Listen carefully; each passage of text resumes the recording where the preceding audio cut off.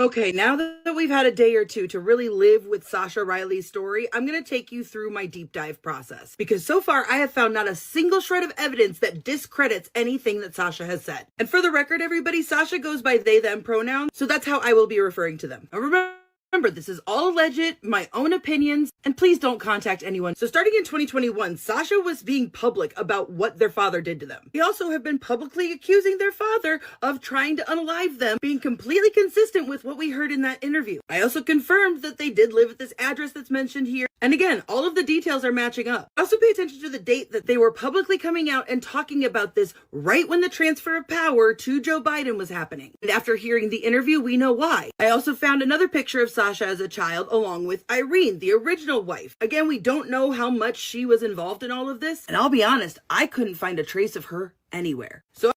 And Sasha Riley said himself, I'm going to play that for whatever reason, his mother was worse than his father. And we're talking about Sasha Riley and also another guy, George Tonks.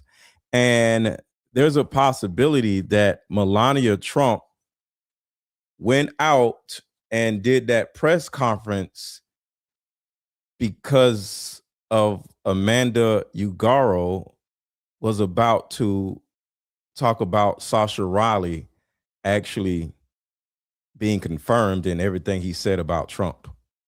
So we're going to talk about everything today. I've had to put a pin in Irene for now. This is William Kyle Riley, and I'm going to try not to cry as I say this, but he and his newest wife. So William Kyle Riley is Sasha Riley's adopted father. And the things that this young lady is about to tell you, she's literally going to say that a lot of these adoption agencies are all ran by one family. This is absolutely crazy. Hit a like button and drop your city in the chat. Drop your city in the chat. Drop your city in the chat. Let me know where you at.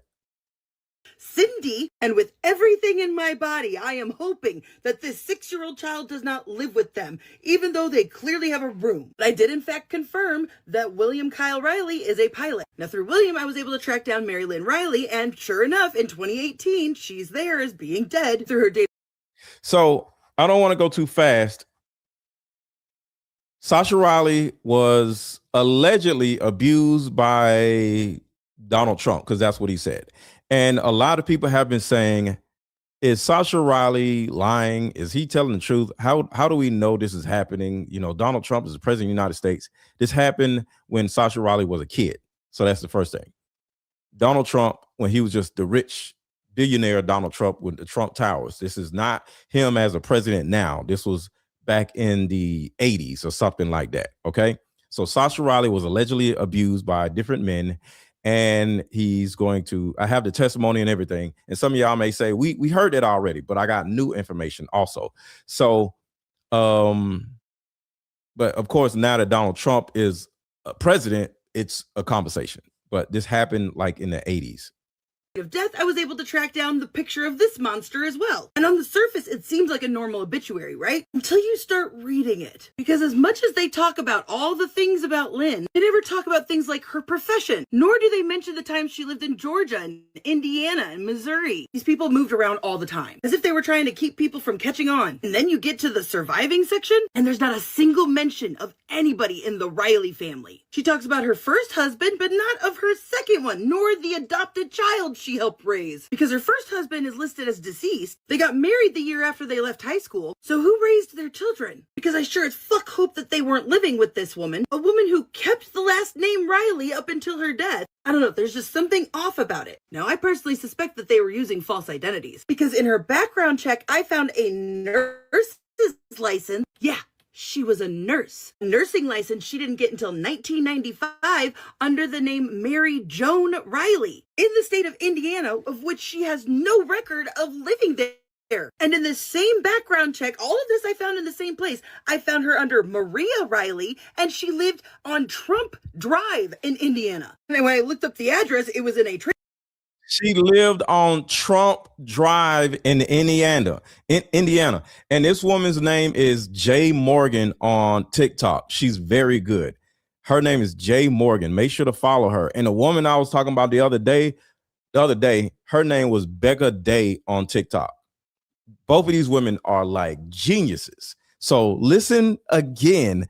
They lived on Trump Boulevard or something. There. And in the same background check, all of this I found in the same place. I found her under Maria Riley, and she lived on Trump Drive in Indiana. And when I looked up the address, it was in a trailer park. And I looked up the whole trailer park that it's in. And guys, the rest. All the other streets have people's names. So, you know how we talk about how Wayfair would sell a desk for like $25,000, right? But the desk would have somebody's name, and the desk would have the name of the desk would have the name of a missing child or something, and it would match the missing child or whatever. This is kind of the same thing. So listen to what she says right here. Of these streets are like names of people: Kirk, Megan, Ashley Joe, Tammy Renee, Dustin, Mindy, Travis. I mean, the fact that they lived on Trump Drive in a trailer park with Samantha Drive, I fully recognize that it's basically nothing. But Trump likes to put his name on everything. So I don't know. I'm just speculating, but all of these streets with all of these people's names are possibly the names of missing people, because this is what these people do. They have to hide in plain sight. That's why they got to have the little whatever stupid mess that they be doing. They always have to give you what they're doing. So everything has to be hidden in plain sight. And that's a Masonic thing. So a lot of these people are Masonic people. I just hope this isn't like a weird trophy of some kind. I want to bring this back to wife number 3 for a second, because Cindy, I have some questions about. Because I had this weird feeling that William K. Riley was the kind of guy who would put things in his spouse's name to cover up his involvement. And one of the properties that was listed under her and William had been previously owned by the Deutsche Bank. Yes, that Dutch bank. The Dutch bank that Epstein talked about all the time being Trump's downfall. The same bank that was sued by Epstein's victims for $75 million. The same bank that was subpoenaed by the Manhattan DA. The one that Trump sued to block the release of. The one that was fined $150 million for working with Epstein. Now, what would a little single family residence in Georgia be doing owned by a trust from the Dutch bank? So I hope she's not moving too fast. Put a 1 in the chat if y'all are picking up what she's putting down. The same bank that was connected to EpiPen, Jeffrey EpiPen, has something to do with that residence. Put a 1 in the chat if y'all are keeping up, because I just don't want her fast talking to get past y'all, because this is crazy. Shout out to Jay Morgan. That's her name. Sheesh. $1 million. The same bank that was subpoenaed by the Manhattan DA. The one that Trump sued to block the release of. The one that was fined $150 million for working with Epstein. Now, what would a little single family residence in Georgia be doing owned by a trust from the Dutch bank? That right there just blew my mind when I heard it. This is crazy. Which is crazier? A trailer park with all of these potential victims' names, and this one woman living on Trump Drive, or the place being owned by Deutsche Bank? Which one is crazier to you? A trust that was out of Richmond, Virginia. Now, silly me, I was so flabbergasted with that discovery that I forgot to take a screen grab of the address that was associated with. So today, when I went to go find the address again, I went to Cindy's profile and this happened. That's not the only weird thing about these properties, because I just chose a property at random. When I say that there was probably about 15 addresses listed for these people, I'm not exaggerating. And a lot of sketchy P.O. boxes. But this property in Georgia was sold to an Anthony and Cheryl Cisco. Now, according to his own website, he's an author, a cartoonist, an evangelist, an entrepreneur, a husband and father. But then I saw him mention on the website that his ministry stretched from Alabama to Boston to Atlanta. Now, it's always a ministry. It's always a freaking ministry. We talked about this the other day, how there's a pastor to victim pipeline. So let me explain this. You know, as always, a damn evangelist. So the pastor to victim pipeline goes church, church pastor.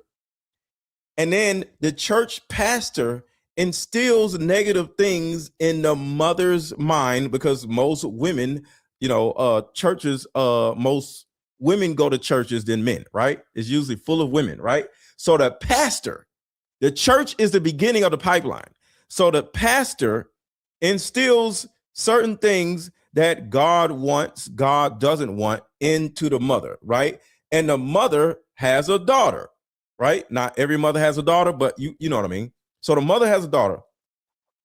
And because of what the pastor said in the church, the pastor says, if your daughter ever comes home pregnant, she is ungodly and she's going to affect your image. And that makes it where you're ungodly also. So, and if your daughter ever comes home, you need to get rid of her, get rid of that demon. You know how they talk in church, right?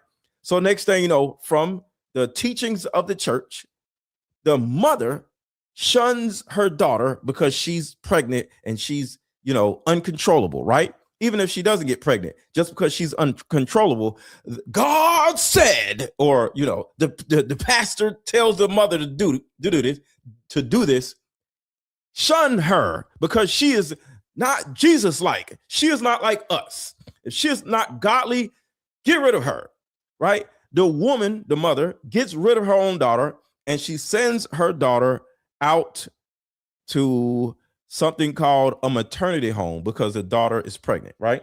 Or she just kicks her daughter out, period. Or she gives her daughter up for adoption, right? So whether it's the adoption agency that's connected to the trafficking, whether it's the maternal home, the paternity home, that's connected to adoption agencies in trafficking. So what happens is little Julie gets pregnant. She gets into it with her mom. Her mom puts her out and sends her to this maternity home. The maternity home, unbeknownst to everybody, is owned by the pastor at the church. And connected to the maternity home is a foster care system. So the foster care system is connected to the maternity home. So that is a pipeline. The pastor tells the mother to tell her daughter to get out of my house because you are now ungodly. She takes the girl to the maternity home. The maternity home takes her in, has her have the baby. They take the baby, and say, oh, I'm sorry, your baby is stillborn, because, the young girl doesn't know what's going on and she trusts all the people there. So they take the girl's baby and lie and act like the baby was stillborn. So now they have the baby, they raise the baby, and they send the baby to Romania with the Erika Kirks of the world. And because now it's an orphanage because the baby doesn't have parents. So now the baby is now in another country in an orphanage, i.e. Erika Kirk, Laurie Fonzby type of people. And now the baby is being raised in an orphanage, getting, whatever over there. And the girl that is still at the maternity home, now she gets introduced into the modeling world. So the girl is in the modeling world getting blanked or whatever. And the baby that the girl don't even know still exists because she thought the baby was stillborn. That baby is in an orphanage.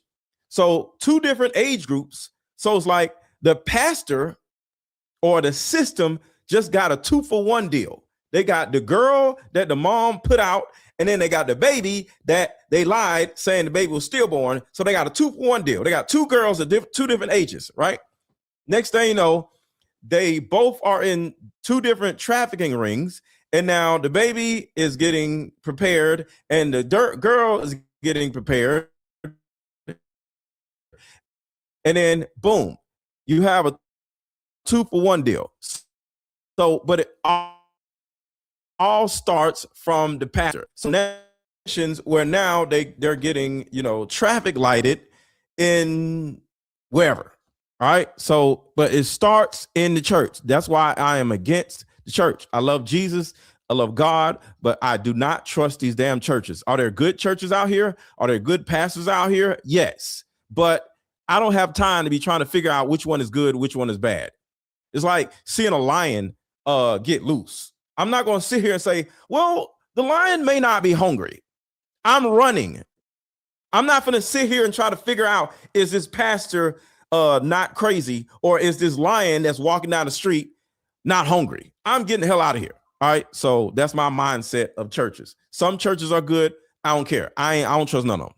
Probably about 15 addresses listed for these people. I'm not exaggerating. And a lot of sketchy P.O. boxes. But this property in Georgia was sold to an Anthony and Cheryl Cisco. Now, according to his own website, he's an author, a cartoonist, an evangelist, an entrepreneur, a husband, and father. But then I saw him mention on the website that his ministry stretched from Alabama to Boston to Atlanta. But if you go to his LinkedIn, he's actually the director of strategic recruiting at a cybersecurity artificial intelligence cloud. See, it's always the military pastors. Everybody drop military pastors in the chat. They're always cyber intelligence, military background, and then they become pastors. This is what happens. It's a because they have to be able, they go to the military to learn how to psychologically change people's minds. So this whole thing is a psychological psyop. So these people are military pastors. That's what I call it.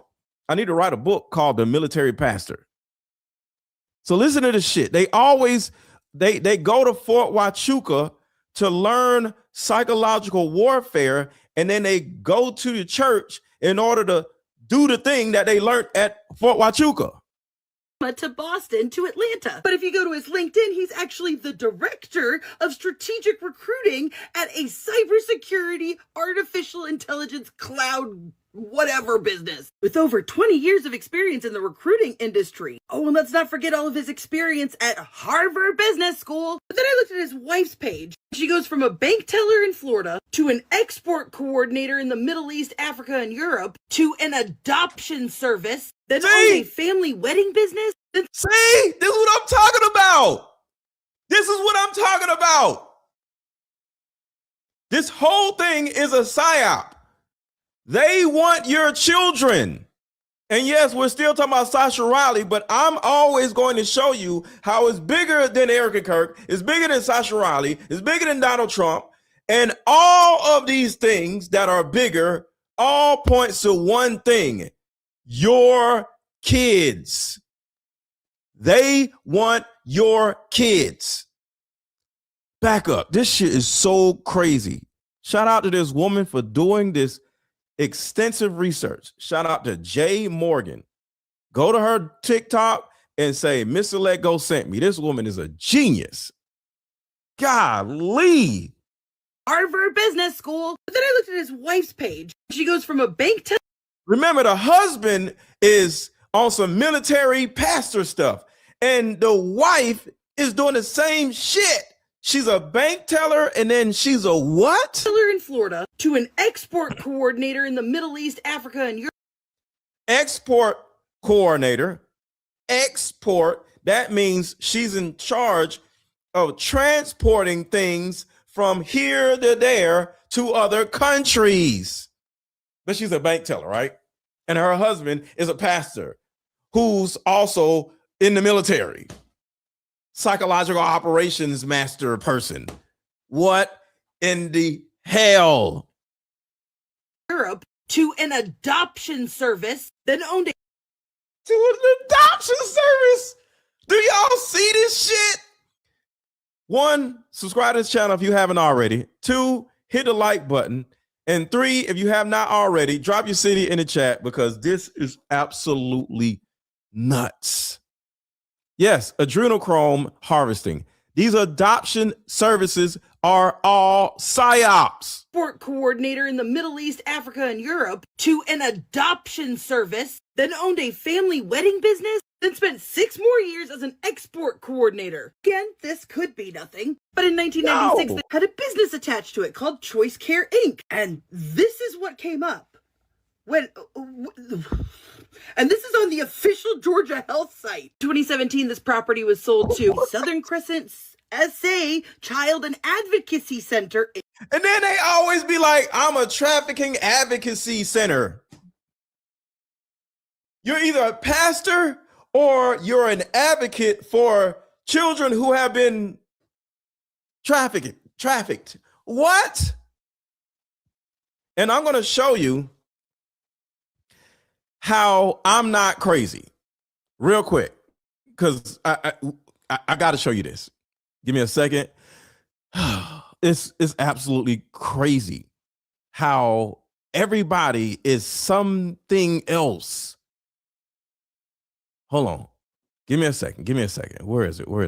You know what? Hold on. Let me play this. And so just to give me a second. So, all right. So I'm play this and come back. This just in, a new way of healing is sweeping the country, and it's a card game called Like Mother, Like Daughter. This game is powerful. My favorite question was, if you could parent me all over again, what would you change? This card game has a mother deck and a daughter deck, so we both have questions for each other. These are some good questions. Do you think I'm a people pleaser? If so, where did I get this trait from? This card game actually helped my marriage, and the questions showed me that I still had unresolved issues with my mom, and I was taking them out on my husband. If you don't do anything else, buy this card game. You won't regret it.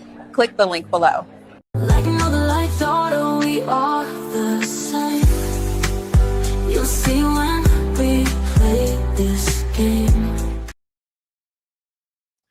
I can't find it.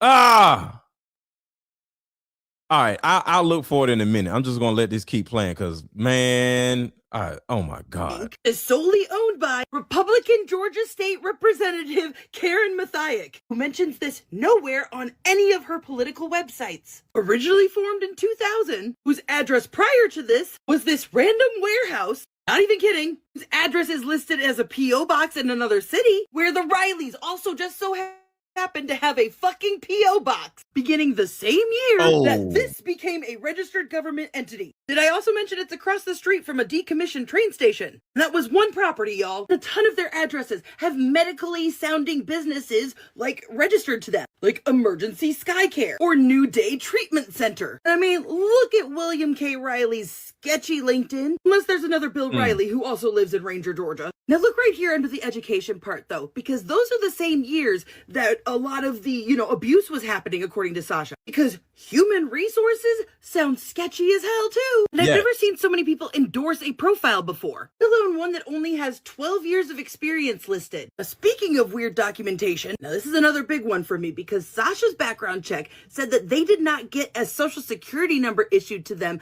until around 1987-88. Not till they were like 14 or 15 years old. A lot of us are used to the system now where you're just automatically given a social security number. Moved to Texas. Okay, so this is Rick Cutler, and I'm going to back up what she was saying because I totally interrupted what she was saying. So this is what I was looking for right here. So this is Rick Cutler, the guy that had the poem, and then Charlie Kirk got popped. All right, put a 1 in the chat if you remember this guy, Rick Cutler, who was standing there and he did something right here, and they were like, "Oh, he had a palm gun." Put a 1 in the chat if you remember who this is. So this is one example of how all these people are something else. Military pastors. Watch this. Long Beach, Florida. Moved to Texas at a young age and joined the military just a little bit outside of high school. I became a police officer for the city of Irving in 1990. I spent 30 years at the city of Irving and approximately 22 years on the SWAT team. The Lord led me in 2019 to retire and to go into full-time missions and ministry outside of the United States. Military pastors. I guess when you go to war, now you want to be a pastor for some reason, and you want to have an orphanage. This man has an orphanage. Military pastor with an orphanage. And I moved to Guatemala. Who the hell retires from the military? They getting a little $8,000 check, and you want to move to Guatemala? What? This is how it works. with an organization in natural disaster and relief. Staff, my name is Rick Cutler, and I'm applying for the Irish Relief Leadership School in Puerto Rico and in finishing up in Belize. I want to attend this school so I can better prepare myself for the nations. I believe Jesus has called each and every one of us to serve the kingdom in our own special way. He has created us for a specific purpose, and I do. You killed Charlie Kirk, or you have something to do with killing Charlie Kirk. Now you want to go and start your orphanage. Got it. I believe that in the next chapter of my life that this purpose has been revealed. I'm finishing a career in law enforcement after 33 or 30 years of serving. 33. Did anybody catch that? 33. It's always 33. We caught Charlie Kirk in 33 hours. He finished his whatever in 33 years. Do y'all see that? 33. They always show you everything that they're doing in plain sight because that's what they have to do. They have to tell you what they're doing without telling you what they're doing. Career in law enforcement after 33 or 30 years of serving my community and my nation as a soldier in the United States Army as a military police officer and as a police officer in the city of Irving as a patrolman and a SWAT member and a SWAT team leader and a SWAT supervisor over and combined in the past 30 years. And I know it's time for me in this next chapter of my life to not only serve a community. And you see, he said 33 or 30 years. And then again, he says 30 years. He did not do 33 years. He did 30 years. But he needed to say 33 in order to communicate with whoever's watching to let them know that I'm still down with y'all. He literally just said 30 years or 33 years. If I did something, I know how many years I did it. You were married. You know if you were married for 30 years or 33 years. You know when you retire, it's either 30 years or 33 years. He had to say 33 in order to say 33. He said 33 on purpose. This shit is crazy because he said, again, 30 years. In this next chapter of my life to not only serve a community for the kingdom. That's Charlie. He's alive. And oh, shit. Hold on. Backed it up. Supervisor over and combined in the past 30 years. See? See? He said 30 years. So why would you say 33 years? Is it 30 years or 33 years? But this is what I'm talking about. that's Charlie. He's alive. And one of the reasons why he had such courage is what are they going to threaten him with? Heaven? Yeah, right. And had God come to Charlie, I believe this wholeheartedly. If God had come to Charlie and had a personal conversation and said, Charlie, you know, Erika's going to be a widow for a few years before the Lord, you know, takes her home. Because what? Before the Lord takes her home? He just said, Rob McCoy, and if something happens to Erika Kirk, I want y'all to come back to this video. Because Rob McCoy, who is also a military pastor, they're talking about how it's okay for Charlie Kirk to be dead, but in a couple years, according to him, Erika Kirk is going to be dead too? What? Listen again. a personal conversation said, Charlie, you know, Erika's going to be a widow for a few years before the Lord, you know, takes her home. Because am I wrong? Am I crazy? Tell me, am I crazy, or did y'all hear what I just heard? He just said, your wife is going to be a widow for a couple years, and then the Lord is going to take her home too. Am I crazy? What did I just hear? Y'all tell me, am I crazy or am I not crazy? One more time. a personal conversation said, Charlie, you know, Erika's going to be a widow for a few years before the Lord, you know, takes her home because life is a dash. Your children aren't going to be fatherless because I'll be a father to the fatherless. But I'm going to take. So your old ass is going to be a father to Charlie Kirk's kids because Charlie Kirk and his wife are going to be dead. And you're older than Erika Kirk. So he's not saying when she gets old, because you're 55 something years old and Erika Kirk is 35. So why in the world would she die before your old ass die? Are you saying somebody is going to kill Erika Kirk in a few years and then you're going to raise their children? A personal conversation said, Charlie, Erica's going to be a widow for a few years before the Lord, takes her home, because life is a dash. Your children aren't going to be fatherless, because I'll be a father to the fatherless. Because I'll father your kids when both of y'all are dead.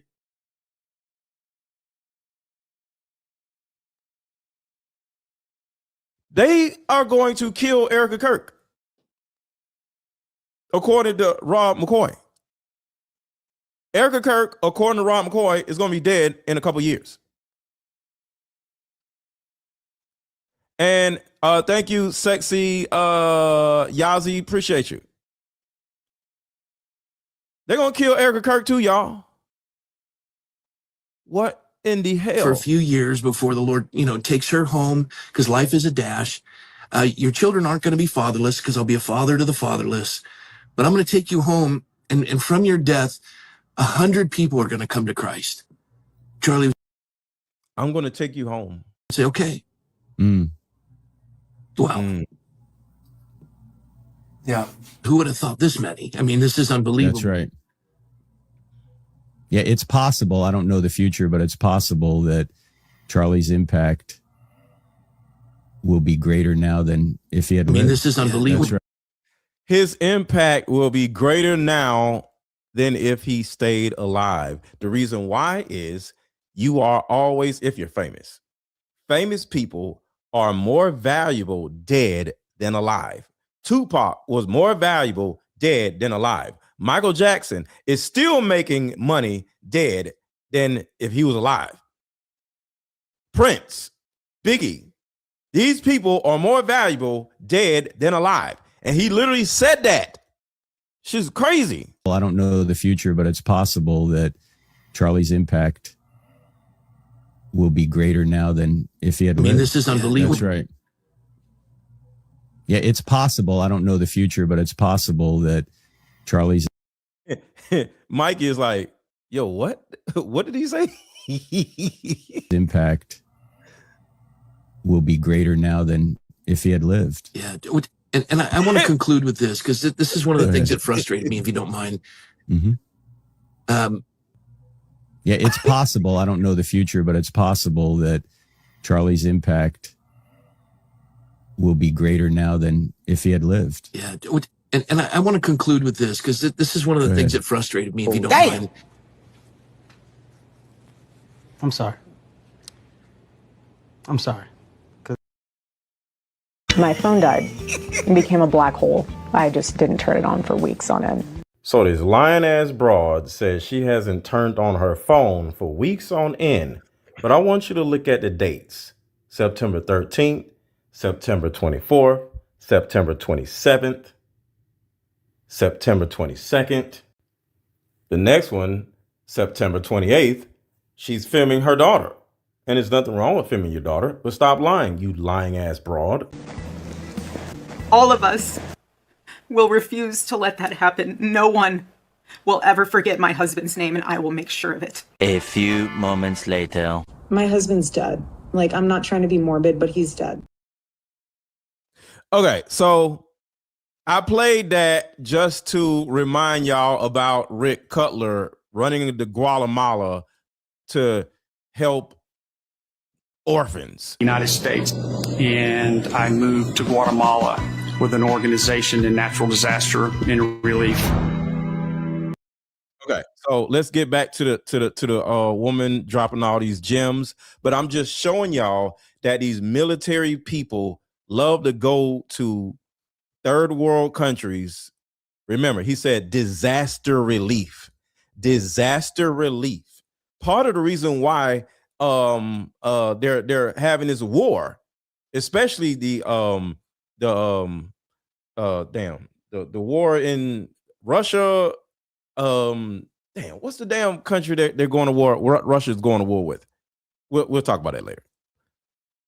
So many people endorse a profile before, let alone one that only has 12 years of experience listed. Speaking of weird documentation, Ukraine was a huge hub for trafficking. now this is another big one for me because Sasha's background check said that they did not get a social security number issued to them until around 1987-88. Not till they were. Now, Sasha Riley is who we're talking about. Sasha Riley did not have his birth certificate. I mean, his social security number. And I've never seen so many people endorse a profile before, let alone one that only has 12 years of experience listed. Speaking of weird documentation, now this is another big one for me because Sasha's background check said that they did not get a social security number issued to them until around 1987-88. Not till they were like 14 or 15 years old. A lot of us are used to the system now where you're just automatically given a social security number at birth. But back then you had to request it. So it's easy to say, oh, well, the parents just didn't request a social security number until, they were getting a job or something. Except Sasha was adopted, y'all. Meaning they would have needed a social security number to adopt them. I know Sasha. Now, she's going to break down the people who actually signed the paperwork for her to be adopted. Mind you, Sasha Riley did not have a social security number until he was a teenager. So keep that in mind because that's going to help you understand in the future. Didn't request a social security number until, they were getting a job or something. Except Sasha was adopted, y'all. Meaning they would have needed a social security number to adopt them. I know Sasha said in their interview they just tracked down who their birth parents were. Sasha said their birth parents were located in Oklahoma. Do y'all remember the FBI tip about the girl from Oklahoma? Geographically, that fits into this puzzle. Oh, buckle up for part 3, folks, because Sasha Riley has posted their adoption papers, and from it, I have been able to find some of the most damning evidence of a trafficking ring. Sasha Riley's adoption was finalized in 1978, claiming that they were adopted out of Germany, which doesn't make sense because Sasha said themselves they just recently identified who their birth parents were, and they. So this is the actual trafficking ring, y'all. Is a family trafficking ring. All right, so here we go. This is his adoption papers. Check out the names that's on the adoption papers. They both live in Oklahoma. The attorney representing the Rileys on this adoption form is Ben Wexler. Now, as you can see, these adoption papers are out of Greene County, Tennessee. Using that information, I was easily able to identify the attorney as Benjamin King Wexler. Ben Wexler had a very extensive career. He was the assistant district attorney from 1969 till 1976. He then became a Greenville City judge and while simultaneously was the Greene County attorney from 1978 to 1986. And if you look at these years, you'll notice that there is some weird overlap here. Now, listen to what she's about to say. Military pastors, and this woman's name is Jay Morgan. Somebody asked what her name was. Her name is Jay Morgan. Watch what she's about to say. Everybody hit the everybody hit the like button. Everybody hit the like button. Everybody hit the like button. Hit the like button, y'all. Watch this. He was ADA while at the same time being a city judge. And then while being a city judge, he was also the Greene County attorney. And for right now, I just want to point out that he was also on the board of trustees for the Holston United Methodist Home for Children. The Holston United Methodist Home for Children. The Holston United Methodist Home for Children. See that? He's a judge. He's a sitting judge. But he's over here working with a home for children. So let's skip to this real quick and come back. Home, a place for young, single, pregnant women, is defending itself against allegations of coercion and manipulation. A new podcast called Liberty Lost alleges some of the young women felt pressured to place their children for adoption. The Liberty Godparent home is tucked away on Liberty Mountain Drive. The maternity home was founded by Jerry Falwell Sr. in the 80s as part of a pro-life ministry at Thomas Road Baptist Church. So this is a different situation, but I'm showing y'all that pastors of big mega churches own these little orphanage maternity homes. Judges making all this money over here as a judge also own these little orphan maternity homes. So I'm letting y'all know that a lot of these judges and pastors on the side, if you were to look up their stuff, they also own orphanage, maternity, or adoption agencies. Now it's the focal point of the podcast, Liberty Lost. What inspired you to investigate this in the first place? For the last 2 years, I've been investigating the maternity home after connecting with several residents who went through the home as pregnant teenage girls, both in the 1990s and in 2008. One of those residents, Abby Johnson. At 16, she got pregnant. Finding out I was pregnant was traumatic and shocking. And listen to what happens. Remember, I told you the pipeline starts in the church. The pastor guilt trips the parents into sending their daughter off to this place because she can no longer handle her child.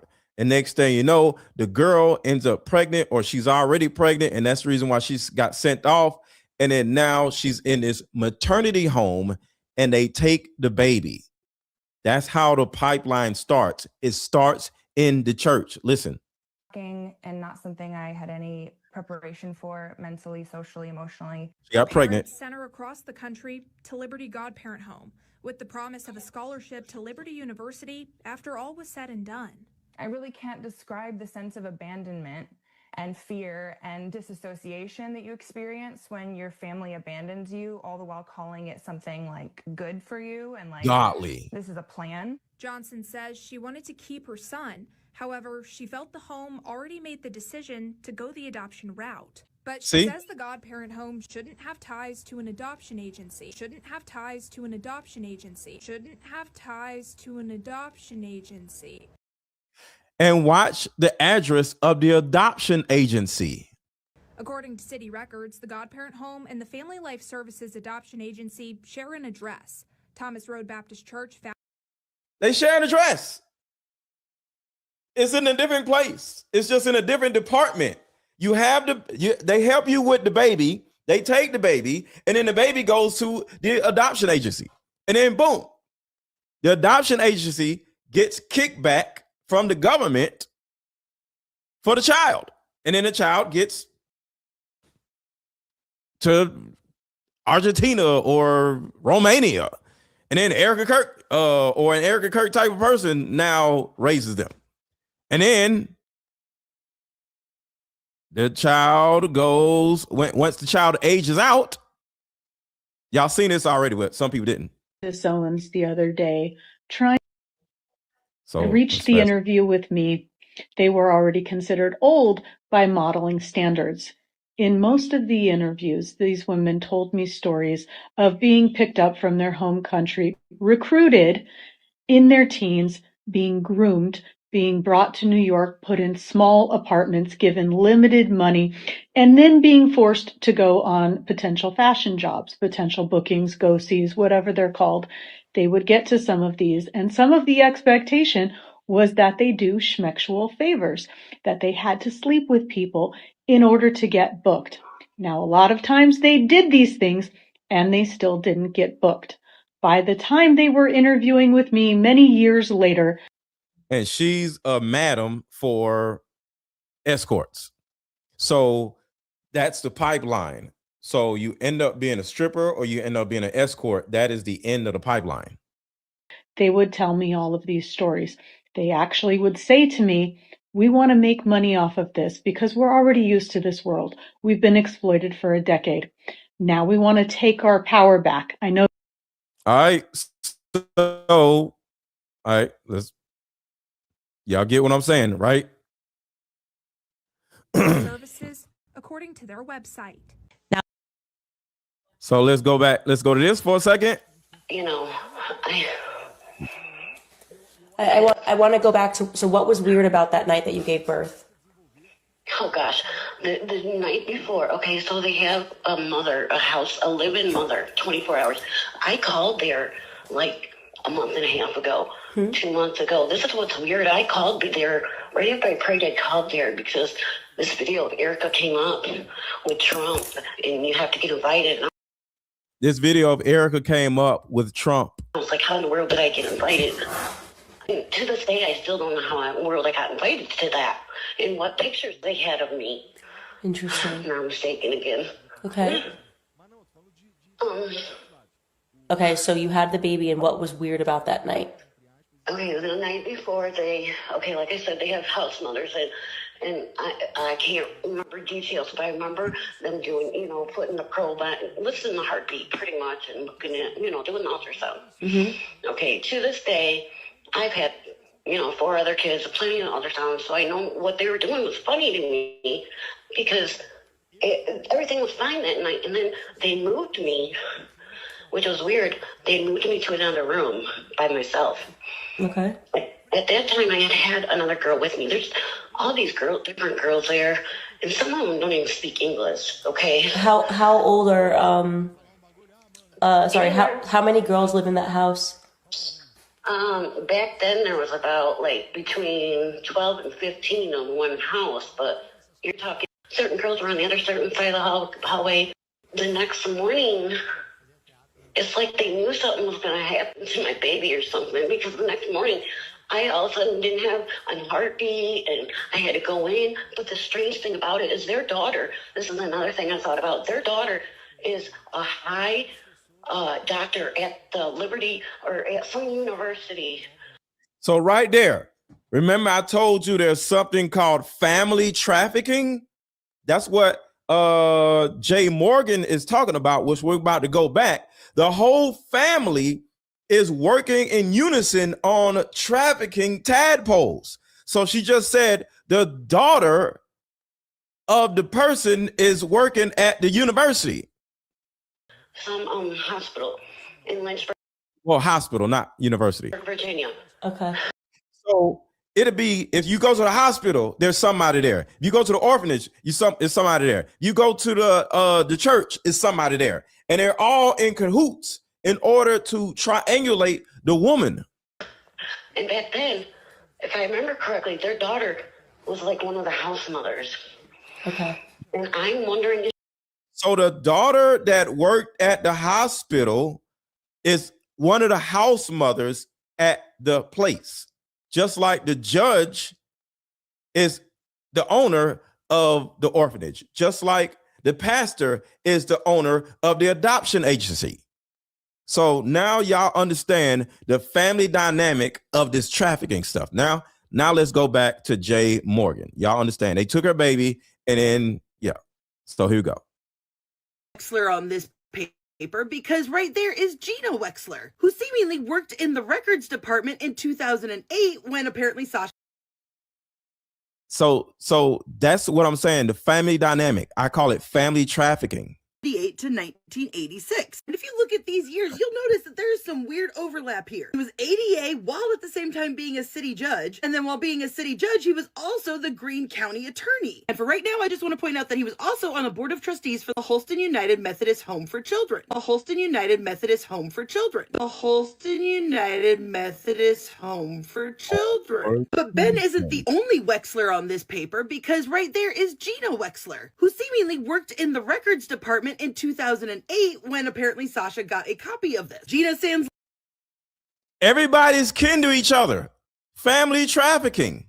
Wexler is indeed his daughter-in-law, because we're going to bring it back to Sasha Riley's father, William Riley, because William Riley is associated with an address in Greenville, Tennessee, but I could only find the earliest record for this residence as 2006. So we don't know if they owned the house, they just lived in that house, we don't know what it is. What we do know is the earliest owners I could find was Stanley and Kathleen Horde, and it turns out Kathy Horde was the vice president of human resources at Holston United Methodist Home for Children. Holston.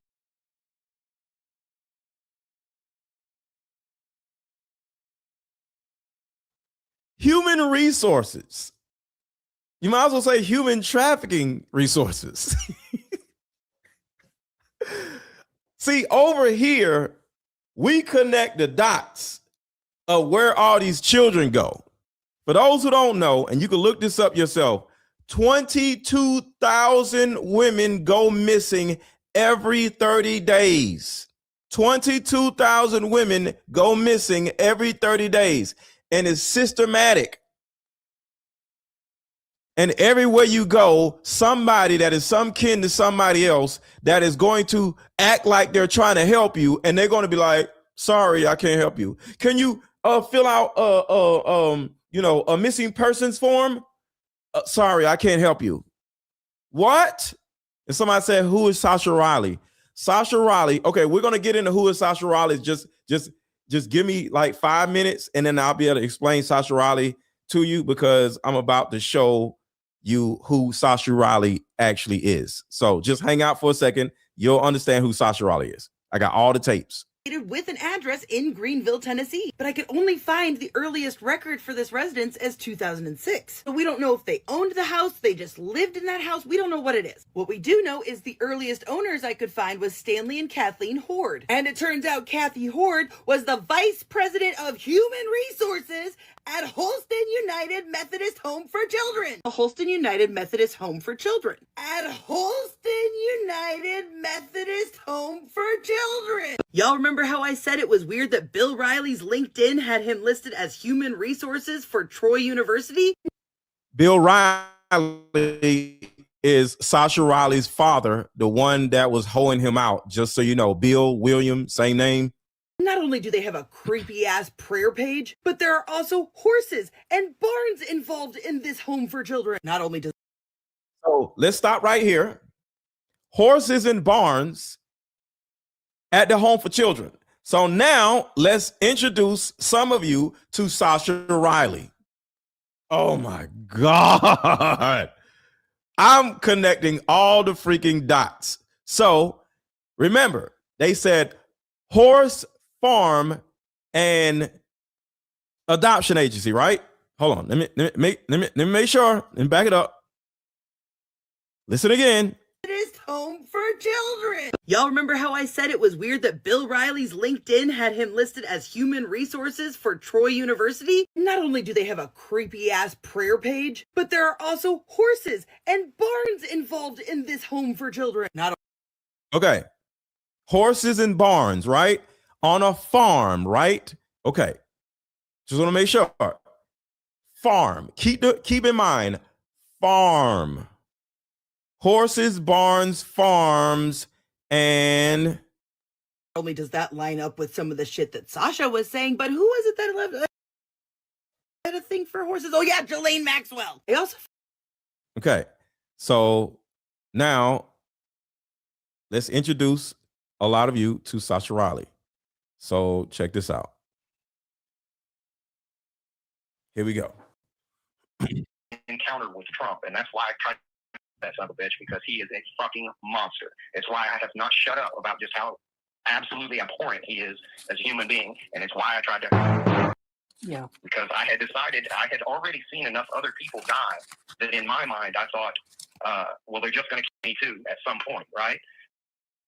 So this is Sasha Riley talking about his ordeal with Donald Trump at something that they call a cruelty farm. I'm not going to survive to be an adult from this. So in my mind, he was the biggest pile of shit that I'd ever had to have any contact with. So I was going to take him with me. And how often did Trump you? I can remember two specifically.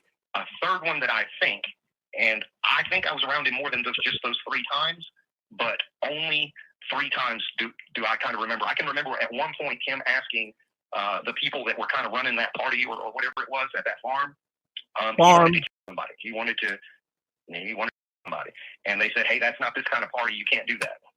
And they said, in lieu of doing that, they said, "Well, we've got some puppies. If you then we've got to get rid of them anyway." So I can remember. So for context, this is in the 80s, before Donald Trump was president. In the 80s, this man here talking, he was like 12 years old. His name is Sasha Riley, and a lady was talking about his father, William Riley. All right.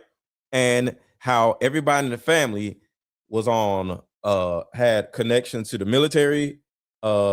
His father, Sasha Riley's father, adopted father, he actually flew victims to these farms, okay, for Epstein. All right. So now they're on this cruelty farm, and Donald Trump, before he was president in the 80s, came to the farm and was like, yo, I want to whack somebody. And they was like, whoa, whoa, whoa, whoa, whoa. We don't whack nobody over here. We're just everybody. We're not whacking them, right? Well, I want to whack somebody. And we know what whack is because y'all know what whacking is. Whacking is unaliving somebody. So they said, we got these puppies over here. He's like, all right, that'll work. That'll work. So that's what we're talking about with the puppies. And allegedly Donald Trump. And taking those puppies one by one. Experience, I guess, seeing them suffer in different ways. What his kink is, I guess, if you want to call it that, is watching people suffer. He likes to destroy people physically, mentally, during the process of. That's why he stands out so much in my memory. Were all of these parties at the farm or similar locations to the farm? Where there was it was multiple farms. Multiple farms, and usually it was parties. So there was. Now remember, farms.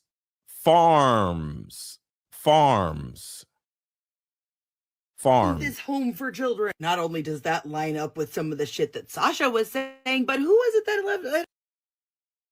See? Farms. Methodist Home for Children. A Holston United Methodist Home for Children. At Holston United Methodist Home for Children. Y'all remember how I said it was weird that Bill Riley's LinkedIn had him listed as human resources for Troy University? Not only do they have a creepy ass prayer page, but there are also horses and barns involved in this home for children.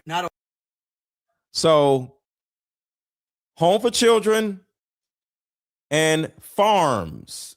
See, the way they get away with this is by taking whomever to farmland. See, there's nobody to call on a farm because usually a farm has acres and acres and acres and acres of land, right? So the way they're able to get away with this is by bringing or flying victims to farmland. Because who's going to look at a farm? Right? So it's just land. You can't call the police. There's no phones. You can't do nothing. And then even if you do call the police, it's going to take them 45 minutes to get to the damn farm. And they're going to have to walk because you already know, excuse me, most farms have gates. So the police are going to have to get out of their car and walk the farmland to find y'all. And it's 1,000 acres on the damn farmland. So they could do whatever they want to do. You can hear hollering, you hear screaming, and nobody's ever going to hear anything because they're on a farm. So that's the reason why the farm is so important. And children love petting goats. They love petting horses.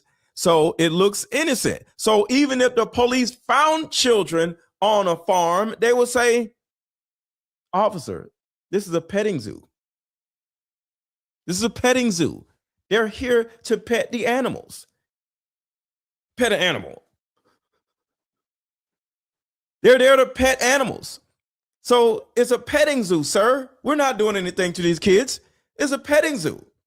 So even if the police found them, it's a petting zoo. We're not doing nothing. Trump that were flown into the parties. And yes.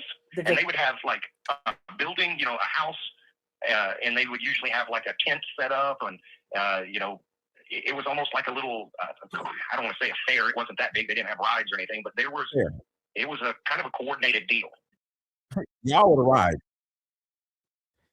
Y'all were the actual rides, sadly. All right. So that's one video of Sasha Riley. All right, let's keep going. Everybody hit the like button. Everybody hit the like button. Everybody hit the like button. Everybody hit the like button.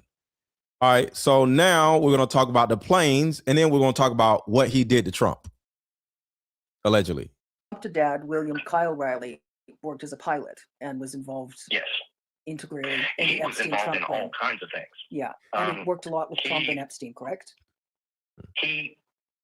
I know that he was around Epstein and worked with Epstein, and I want to say that he flew for Epstein, and if not for Epstein directly, like transporting Epstein himself, he did transport some of the rich people to and from these parties that Epstein and company hosted. It wasn't just him. It was kind of a cabal of several people, and Epstein was the lead coordinator, maybe you would call it. But it's much more than just him as an individual. You know, it was people like him, like Trump, other people, and I can't remember, like how many, but he was handy to have around because he was a part of the process, and he isn't just like an airline pilot or something like that. He can fly anything. He can fly helicopters, fixed wing, smaller aircraft, larger aircraft. I mean, he's that pilot, that multi-purpose guy that could transport whatever you needed. His father. And I don't know if he ever got into the drugs. I can remember him talking at one point, and he had refused to do a drug run, basically, and somebody else took that drug run, and they got busted. Yeah. So I don't know what kind of aircraft it was or whatever, and it was around Florida that guy got busted. Maybe he flew down to the Virgin Islands or something like that. I can't remember these specific details, but I can remember the conversation that my dad had talking about, thank God I didn't take that.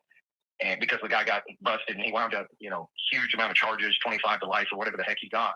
But I can remember from his perspective being nervous because the people that he was working with, he was scared that they were going to set him up to take the fall for something to just get rid of him because he had been involved in so much other criminality that he was really nervous about taking on anything else. That's what he did. He shuttled the people, but I can remember him not wanting to cross the bridge over to running drugs. Yeah. Because in his mind, if he got caught with some people, he could just play dumb. And I was just transporting this guy's kid to, from the, here to there. I didn't know anything. So did your dad? Go ahead. Did your dad transport the victims most often? Oh, absolutely. So more victims than guests. I don't want to call them guests. I would say more guests than victims, Okay. But he definitely transported both. Okay. And that was either directly for Epstein, like it wasn't transporting Epstein so much as Epstein's victims and Epstein's guests. And the clients. Okay, Yes. the clients. Okay. So his father, who adopted him in order to make money off of him, was a pilot for EpiPen. All right. So now we're going to talk about what he allegedly did to Trump. And this was before Trump was president. This was in the 80s. All right. Where is it? And everybody hit the like button. Everybody hit the like button. Everybody hit the like button if you have not already. Okay, here we go. All right. Here's a story about Trump. To the farm, of course, I'm scared at the farm because I don't know what's going to happen. But the first person that comes up to me is a girl named Patricia. This is a girl that I had been trafficked with before. And she came running up to me and, said hello or whatever. She was about my same age, around 12 or 13. And I can remember my dad saying, well, why don't you guys go run off and or whatever and have fun? Somebody said they can't hear me. Put a 1 in the chat if you can hear me. Put a 1 in the chat if you can hear me. Because, hold on, I want to make sure everything is good. Put a 1 in the chat if you can hear me. Somebody said they can't hear me. I want to make sure my audio is good. Or can you hear this? Not me, but this. Put a 1 in the chat if you can hear what's being played. Put a 1 in the chat if you can hear. Okay, just want to make sure. All right, cool. When I got to the farm, of course, I'm scared at the farm because I don't know what's going to happen. But the first person that comes up to me is a girl named Patricia. This is a girl that I had been trafficked with before. And she came running up to me and, said hello or whatever. She was about my same age, around 12 or 13. And I can remember my dad saying, well, why don't you guys go run off and or whatever and have fun? We went and found a room. People burst into the room. It would have been 4, 5, 6 guys, big guys, adults. At least one of them had a gun. I think 2 or 3 of them had guns. But they came in, they shot her while she was still in the bed. They didn't me, but what they said was, if you don't do everything that the next person coming in here wants. All right, so turn up the audio. No, you just got to turn up the audio. I can't turn up the audio. You got to turn up the audio. So what he's saying is, they took a break from whatever, was being done to them on this cruelty farm. And the adopted father was like, hey, you take your little female friend and y'all go into one of the barns and y'all get busy. So he was like, okay. Because by then, you're so screwed up as a kid, you think just running around having sex is a normal thing. So you're like, okay. So they go back and they, doing whatever. Oh, my mic is louder than the audio. Okay, I got you. So I can't turn up the audio. So they go in a room and they're getting busy, and then somebody busts in a room and unalives the female, but they don't unalive him. And then they say, if you don't act right, we're going to do what we did to her to you. And the person that walks in the room, according to him, is Donald Trump. Okay, so that's what's happening. Me. But what they said was, if you don't do everything that the next person coming in here wants, we're going to shoot you just like we did her. That's when Trump came in. So that's why I remember him so vividly. And it was at that point I had already decided they're probably just going to anyway. I'm going to take him with it. And I tried, but I did not. How did you, Trump's What did he do? sadistic psychopath? Right here, she asked him, did he do this and do this? You can imagine what this and this is. Yes. So at one point, I kind of acquiesced to whatever things that he wanted to do. But at some point, he wanted me to. So he lay down on his stomach, and there was a wooden. He wanted to get popped in the ass. The person that he is saying is Donald Trump. He wanted some penis. So the person that he says is Donald Trump is now laying on his belly, waiting to get popped. And the guy sees a bat in a corner, and he puts a condom on it, and does that. Okay. So somebody said, can you imagine a life like this? There's millions of women that live lives like this. There are strippers that live lives like this. There's girls on OnlyFans that live lives like this. There are girls that, walk the track that are girls that live lives like this. Yeah, it's so many women that live lives like this. Men too. There was a wooden tent stake that was in the room, and I had been eyeballing it as a weapon. And what I did was put the condom on the wooden tent stake. Oh. And I kicked it as hard as I could, and that's why he had to get life flighted out, because I ripped him open. Oh. Because there's poetic justice there. Like an entire party's worth of people. So they took. After Trump was airlifted out? Yeah, a whole nother party. So they took me to another party after that, and because I had done that to one of those rich people, they took me from like station to station, and they could do whatever they wanted. The room was spinning. I was nauseous, probably throwing up, maybe some broken bones. Maybe some broken bones is crazy. So quick commercial break. This just in, a new way of healing is sweeping the country, and it's a card game called Like Mother, Like Daughter. This game is powerful. My favorite question was, if you could parent me all over again, what would you change? This card game has a mother deck and a daughter deck, so we both have questions for each other. These are some good questions. Do you think I'm a people pleaser? If so, where did I get this trait from? This card game actually helped my marriage, and the questions showed me that I still had unresolved issues with my mom, and I was taking them out on my husband. If you don't do anything else, buy this card game. You won't regret it. Click the link below. Like mother, like daughter, we are the same. You'll see when we play this game. And the reason why I promote this card game so much is because a lot of these young people that end up in these situations end up stripping, end up selling their bodies, or end up getting trafficked. It starts in the home. And I'm not saying somebody is somebody's fault, but the thought process that your child doesn't understand why you're hard on them when you want your child to know that you love them, and the reason why you're hard on them is because you don't want them to get trafficked, you don't want them to end up like Sasha Riley, well, sometimes your kid isn't going to understand. But if you were to play this card game with your kid and slow things down a little bit and ask these choreographed questions, it will literally help your daughter, your son, to understand why you are trying to help them or protect them. Because a lot of young people, just biologically, when they turn teenagers, their hormones start racing, they don't like you anymore. And it's kind of like a God-given thing where, well, I don't want to get into that, but I'll just say something happens to kids hormonally that biologically causes them to not like their parents. It happened to me. It happened to my two daughters. When both of them turned a certain age, they started saying, "You don't understand me. You don't." I'm like, "What are you talking about? We have a great relationship." So something biologically happens in a young person's brain that literally causes them to not like their parents. But guess what? Everybody likes playing card games. Everybody, no matter what age. So if your kid is starting to wig out on you, just say, you know what? Let's play this game and it'll help us understand each other a little bit better.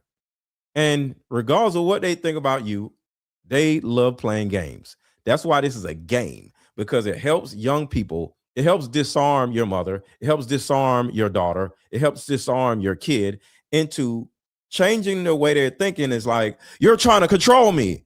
No, let's just play a card game. And next thing you know, they're like, okay. So when you go to your mother and say, why did why did my dad leave? She gonna be like, who are you talking to? Right? But if you say, Ma, you want to play a card game? It disarms her because it's a card game. You go to your child and say, who's that boy that you was talking to at school? Ma, you're trying to control me. But if you say, hey, my little Kimmy, you want to play a card game? She's going to say, okay. So this card game is disarming to the other person. That's the reason why it's so important for all of you to get a card game and play it with the person that you love, because that person you love may not understand you, or you may not understand the person you love. That's why I push this card game so much. It's meant to bring people together, bridge people together. And the reason why I'm bringing this up is because there are millions of Sasha Rileys out here where their parent didn't understand them, or their parent didn't even want them anymore. And now you got to pick up the pieces in your own life. But at some point, no matter what you think about your parent, you still want to build a connection or rebuild the connection that you lost when you were a child. And this card game will help you do that. Broken bones badly. And how many perpetrators did you say again? 20 to 40, 25 to 40 perpetrators? People that were there, yes. I would say probably 8 or 10 that remember. I can remember getting hurt, just getting beaten up and, Was that before you tried to defend yourself from Trump or after? Do you remember? That was after. That was as a punishment, if you want to call it that. What happened at that party was part of the punishment, and then I can remember them saying that this is the last step when I had to go see Andy Biggs, and I can remember my dad saying. So put a 1 in the chat if you are aware of who Andy Biggs is. Put a 1 in the chat if you are aware of who Andy Biggs is. Now, he did what he did to Donald Trump, according to him. Sent Donald Trump to the hospital, and now everybody is taking their turns just beating him up. Okay, but put a 1 in the chat if you're aware who Andy Biggs is. No more. I can remember him even kind of breaking down a little bit, like psychologically, because I guess. Hello. Kind of breaking down a little bit, like psychologically. My dad saying, if you want to call it that. What happened at that party was part of the punishment, and then I can remember them saying that this is the last step when I had to go see Andy Biggs, and I can remember my dad saying no more. I can remember him even kind of breaking down a little bit, like psychologically, because I guess the repeated watching me just get destroyed by people. I kind of survived some of that just out of spite, to be honest with you. Andy Biggs is a senator that is very close to Donald Trump. That's who Andy Biggs is.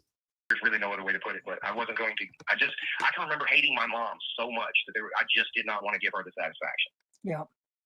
She, as bad as my dad was, Marilyn Riley was even more evil. Okay, so that is some of the Sasha Riley tapes, and this is more. You know what? Let's keep going on with what this young lady is saying, and then we're going to go to the updated Sasha Riley stuff. Sasha was saying, but who was it that had a thing for horses? Oh yeah, Ghislaine Maxwell. I also found this business called Horde Russell Alliance associated with the address. Well, Hold on, y'all. It's messing up. Give me a second. It's messing up. have a creepy ass prayer page, but there are also horses and barns involved in this home for children. Not only does that line up with some of the shit that Sasha was saying, but who was it that had a thing for horses? Oh yeah, Ghislaine Maxwell. I also found this business called Horde Russell Alliance associated with the address. Well, surprise, surprise, no such business I could find. But what it did lead me to was a Russell Wexler, Benjamin Wexler's son, who is briefly mentioned in the lawsuit from Kay Armstrong to that mayor, where we find out that Russell Wexler was apparently working with Polly Solomon in the court office where he handled conservativeships and guardianships. That's it. Guardianships, which after his death was handed over to Miss Gina Wexler. So now they clarify that whatever Gina Wexler's title is, for the county, she handled investments, she was the bookkeeper for the county, and was in charge of all of the children.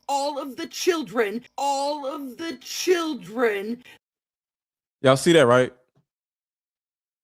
So just in case you wonder how these people get away with this stuff, it's because they appoint their family members in every facet of this stuff.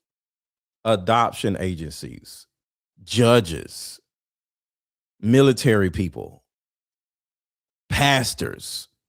So it's like everywhere you go is somebody that you don't even know that is some kin to somebody else that is going to send you back down the rabbit hole. Well, not the rabbit hole, back to confusion, because everybody is some kin to each other. And that is the reason why this is so important. So for anybody wondering, how do they get away with this? Because everybody is some kin to everybody else. Lawsuit from Kay Armstrong to that mayor, where we find out that Russell Wexler was apparently working with Polly Solomon in the court office where he handled conservativeships and guardianships.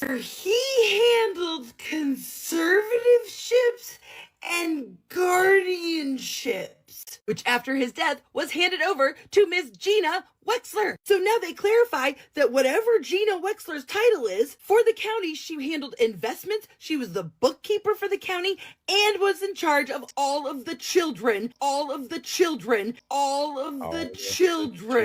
that were in conservationships and guardianship. By the way, that home for children, it seems like they are no longer doing adoptions. And in fact, weirdly enough, they put up a list of Philippine adoption agencies in like a bunch of different states, which has me very confused and grossed out. It's weird because this place seems more like a country club than a children's home. And I also looked at it on the map and I noticed. Now watch this. Remember I talked about why they're using farms to do all these things. It's because of this. It's so much land, you can't hear them and you can't find them. Watch this. That there's a lot of open space, sure, for horses and stuff, but then there's this whole big other chunk over here with what looks to be like a string of barns. And to Sasha, I genuinely hope this video finds you, and I genuinely hope that this helps give you some answers and maybe fills in some blanks for you. Andy Biggs, I remember, because so this is Andy Biggs right here. On the way to this, they took me to a house. This wasn't at a party. This was later, after I had assaulted Trump, and it was kind of a punishment type of thing, where he was going to get to assault me, and I guess not pay my parents, and he got to do whatever he wanted. And I can remember telling me I wasn't allowed to fight back or they'd kill me, and all of this. But they must have said his name 50 times in the car. So Biggs I kept hearing Biggs, Andy Biggs, and I thought, I'm going to remember this name. And after he assaulted me, I don't even remember the assault necessarily, but I remember being in the car afterwards and being like really nauseous, sick to my stomach. I was seeing spots, and I mean, the guy beat me until I had broken ribs and was convulsing, turning blue and stuff like that. And the only part of that assault that I can remember is laying on the floor of the room trying to breathe, and I could hear Andy and my dad screaming back and forth at each other. And I can remember Andy Biggs saying, "You said I could do whatever I wanted," and my dad saying, "I didn't say you could fucking kill him." So we're not done. Make sure to hit the like button. And I just want to say this. Videos like this usually get demonetized because it's a lot of violent stuff in these type of videos, and I can't get around it. So if you like content like this, or if this is helpful, make sure to contribute to the channel. Cash App, you don't have to, but if you would like, Cash App is scrolling at the bottom of the screen, is $AARON 1000, and I can drop the Cash App link. Also, we got so much more to go, but there's a possibility that this video is going to get demonetized. And some of y'all was like, when are you going to do a part 2? And the reason why it took so long to do a part 2 is because most likely this video is going to get demonetized and I'm not going to get paid. And this is what I do for a living. I don't have a job. So making content is how I get paid. So if you want to, you don't have to contribute to the channel. The link, the Cash App link is in the chat and it's scrolling across the bottom of the screen. It's $AARON 1000. All right, let's keep going. What is next? What is next? What is next? Yeah, YouTube demonetizes stuff like this. And you know, it is what it is. It's just, it comes with the territory.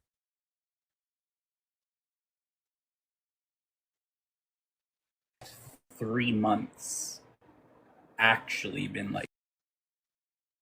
All right, so, but do y'all have any questions? We've covered a lot. Just want to make sure. Do y'all have any questions, or y'all are good?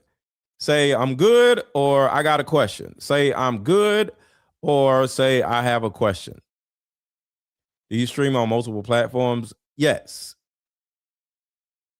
So what have the last 3 months actually been like for you? 3 months. Enlightening, I guess.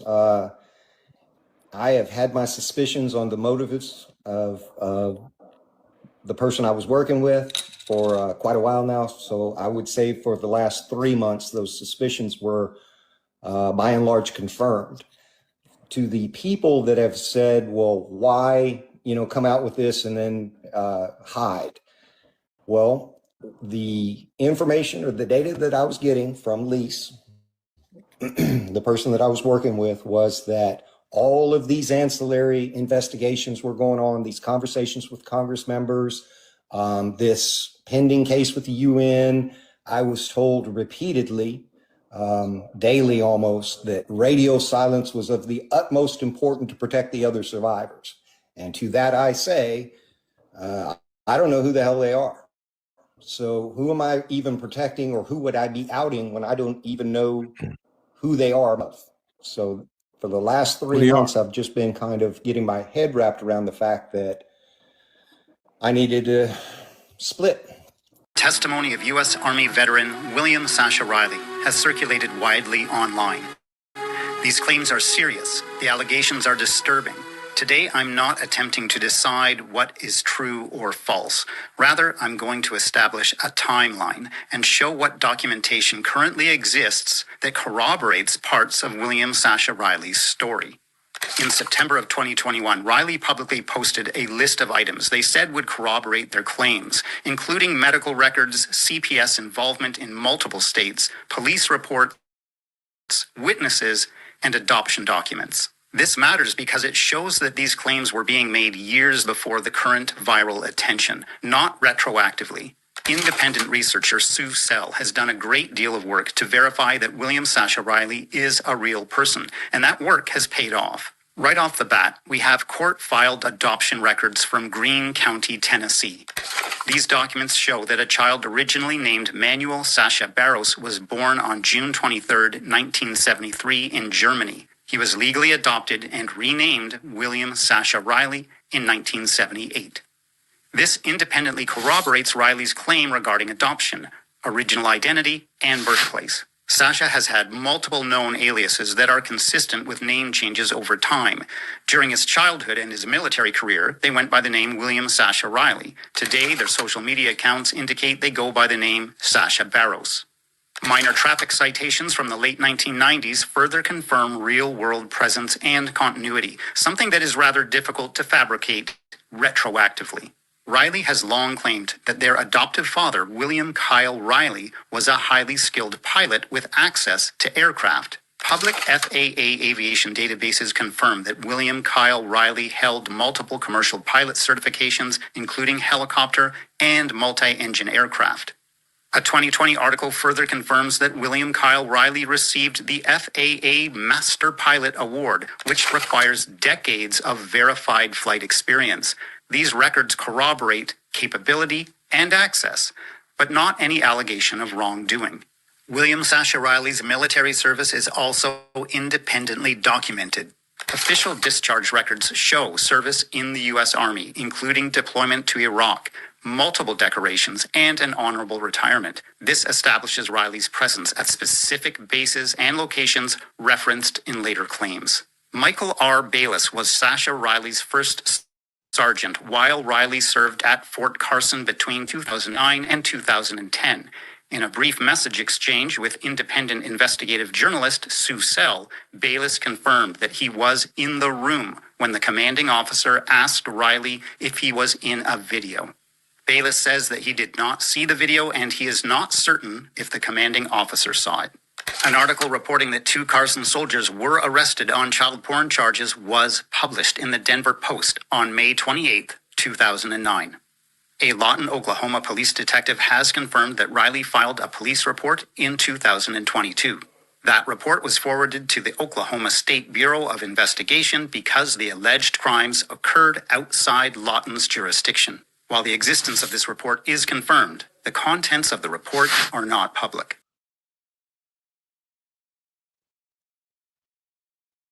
All right, so that is confirmation of Sasha Riley's story being true. So now this is more Sasha Riley audio here. Words are hard to find, something like that. That may not. Girls are a dime a dozen, boys are hard to find. Does anybody want to know why girls are a dime a dozen and boys are hard to find? If there's girls and boys everywhere, why are boys hard to find? Does anybody want to know why? Does anybody want to know why? Put a 1 in the chat if you would like to know why these traffickers say girls are a dime a dozen and boys are hard to find. Put a 1 in the chat if you want to know, or either tell me what you think. I think for a long time it was compartmentalized. Why? Okay. The reason why is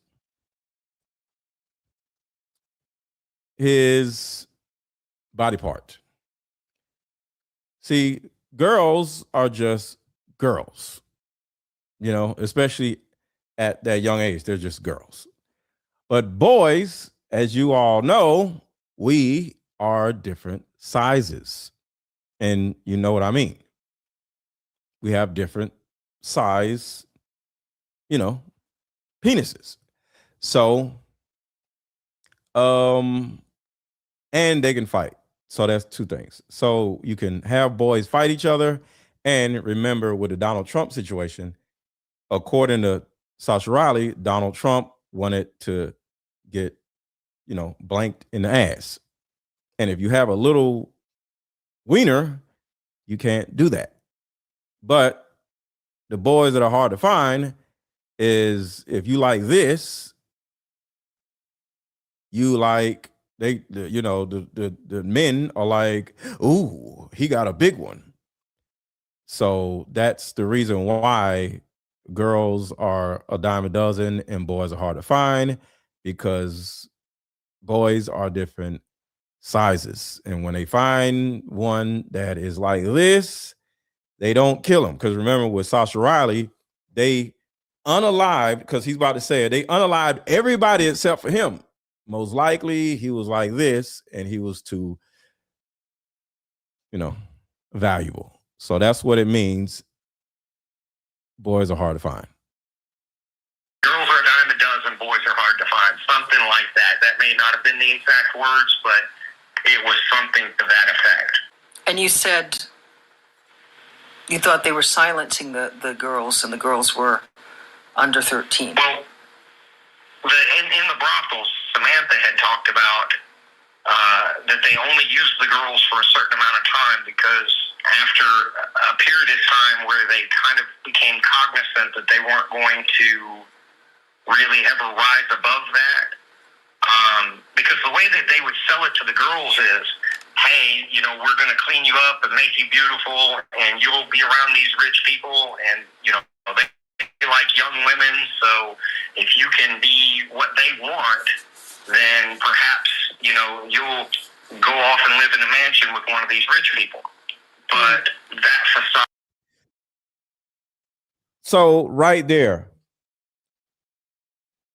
it was being sold to the young girls that if you are happily allowing yourself to get blanked, one of these guys may like you and they would pick you and then make you his girlfriend, and he would whisk you off, and now you can live the rest of your life in a mansion and eat good food. Was that a lie or was that the truth? What do y'all think? I talked about this a little last night, so I'm gonna play it again. Say lie or truth. Do you think the traffickers were lying or telling the truth to this? Because the way that they would sell it to the girls is, hey, we're going to clean you up and make you beautiful, and you'll be around these rich people, and they like young women, so if you can be what they want, then perhaps you'll go off and live in a mansion with one of these rich people. But is that truth or is that a lie? Is that truth or is that a lie? Drop it in the comments, because I'm about to show you that is actually the truth. Y'all already know what I'm about to play because I played it before. Statement she did is because the book is being released in the United Kingdom in 2 days, where there's interviews and pieces from interviews where Epstein and Prince Andrew discuss how they were both fucking Melania before she was passed on to Donald, and how they were all shocked. Man, hold on, y'all. It's messing up. I hate why this messes up. The reason Melania Trump came out and made the statement she did is because a book is being released in the United Kingdom in 2 days, where there's interviews and pieces from interviews where Epstein and Prince Andrew discuss how they were both fucking Melania before she was passed on to Donald, and how they were all shocked when he... Oh my God, why are you messing up? Sorry. It keeps messing up. Is because why you keep messing up? Stop. In the United Kingdom in 2 days, where there's interviews and pieces from interviews where Epstein and Prince Andrew just how they were both fucking Melania before she was passed on to Donald, and how they were all shocked. It's kind of like once I play this video, it messes up, and it doesn't mess up. The reason Melania Trump came out and made the statement she did is because a book is being released. Like the Sasha Riley video wasn't messing up. It's like the second I play this, it messes up. It's kind of weird. I've been playing all this other stuff. Nothing was messing up. But second I play this, that's weird. In the United Kingdom in 2 days, where there's interviews and piece for piece. What in the hell? Both.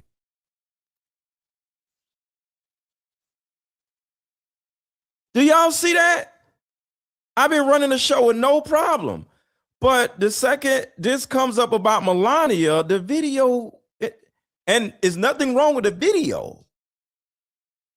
That is The reason crazy. Melania Trump came out and made the statement she did is because a book is being released in the United Kingdom in 2 days, where there's interviews and interviews where Epstein and Prince Andrew discuss how they were both fucking Melania before she was passed on to Donald, and how they were all shocked when he married a paid-for. Bro, that is crazy. I'm gonna play it. So whoever's stopping my signal, you just gonna have to keep stopping it because I'm going to play it. Because a book is being released in the United Kingdom in 2 days, where there's interviews and pieces from interviews where Epstein and Prince Andrew discuss. See? It's like how they were both fucking Melania before she was passed on to Donald, and how they were all shocked when he married a. Okay, you know what? I'm done. Okay.